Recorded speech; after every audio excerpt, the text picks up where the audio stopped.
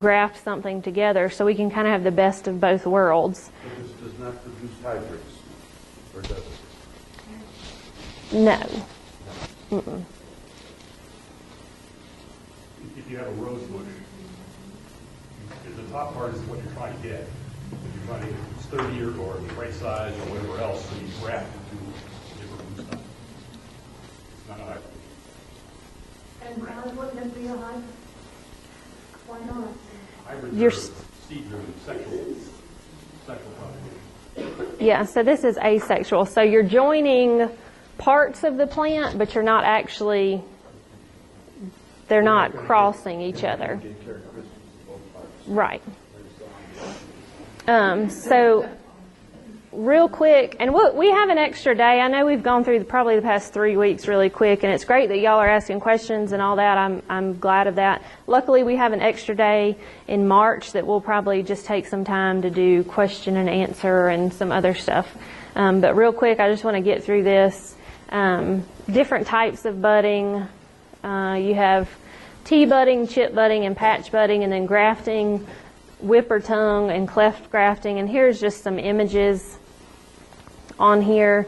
So budding, they're actually coming in and removing the bud from this stem and then attaching it to another stem where you've made a good clean cut. You've seen that kind of green tape, that soft tape. That would be how you'd hold that together. And then grafting, there's several different ways of doing that. Whipper tongue and cleft, you can see this. You kind of make a little divot in there and stick them together. This is the whip and tongue. You can see how they fit together. And again, you want to probably tape them up with something just to keep that contact so they'll eventually grow together. I'm not going to get through all this. So, conditions for successful propagation, compatibility. You can cross a bunch of things and try a bunch of different types of budding and grafting, but it kind of needs to make sense. So, growth stages, proper positions, polarity, protection, and care.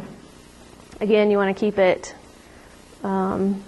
good contact with each other, but the compatibility is probably the main thing. You see people that have an apple tree with 5 different types of apples on it, and that's cool and that's fun to look at, but probably in a giant commercial orchard that's not going to be realistic to do.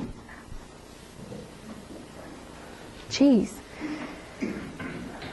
And then micropropagation, this is going to be something that's done in a real sterile, clean, laboratory type environment from tissue cultures, so we don't really get into that in this class too much. But hopefully we get into it if you come to some advanced trainings one day. But that's all the time we have today. Like I said, I know we rushed through this all.